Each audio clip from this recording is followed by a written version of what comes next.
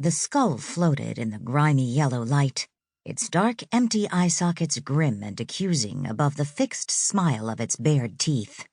Then it swooped down, so close that the gray coarseness of its high cheekbones was plainly visible.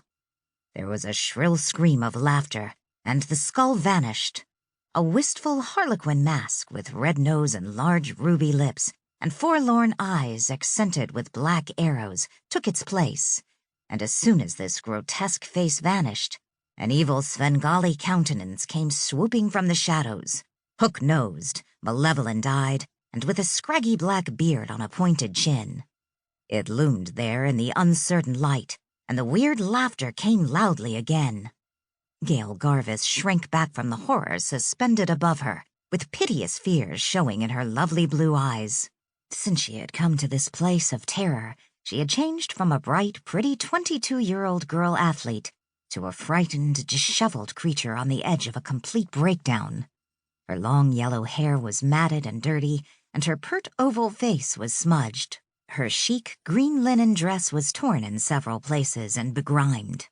Staring up at the leering, bestial mask floating above her as she crouched on the floor in the corner of the small dressing room, she couldn't be sure whether this was a period of reality or another of her blackouts. Sometimes she had trouble determining which was which, and she was sure that was what they wanted. Not satisfied to have her merely a prisoner, they sought complete control of her mind and body. Clenching her fists, she fought to keep her thoughts rational. She was a prisoner of these people for no reason she understood, kept against her will in this deserted, cavernous old movie palace, tormented by the weird creatures hired to carry out the task of being her jailers.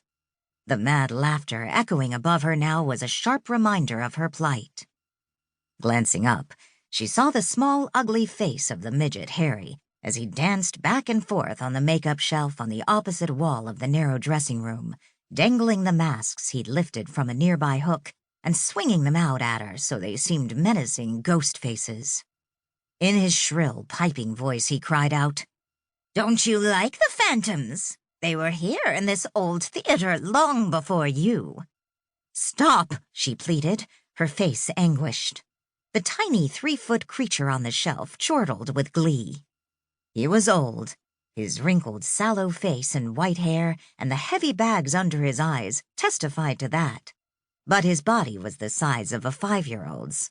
He wore a shabby gray suit and a jaunty brown beret covered his bald head.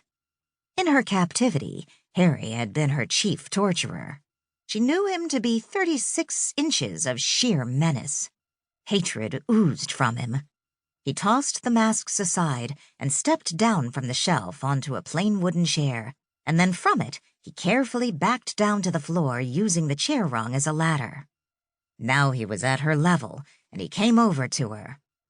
"Solon is coming today," he gloated, his ugly little face showing a nasty smile. The name conjured up a vision of a silent, frightening hawk of a man with a harsh voice, whose curt instructions were always carried out by the weird group who held her captive. From the first moment she'd seen him, she'd felt a chill of fear rush through her, had sensed the evil in his presence. But that had been long ago, she thought wearily, before she'd been caught up in this nightmare. The midget thrust a tiny forefinger in her face and warned her. "Solon has plans for you. You know that, don't you?"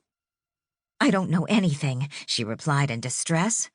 "Not why I'm being kept here or why you delight in torturing me." Harry smiled nastily.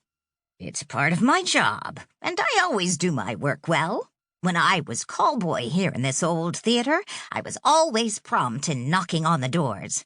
5 minutes, miss," I'd say, or "curtain going up." I was always on time. And now it's a ghost comes knocking on these doors.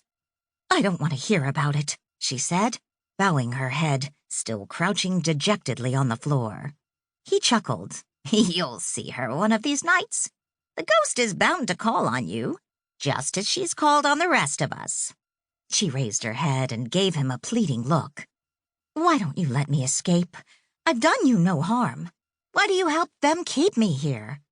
Harry's lined face showed a look of hate.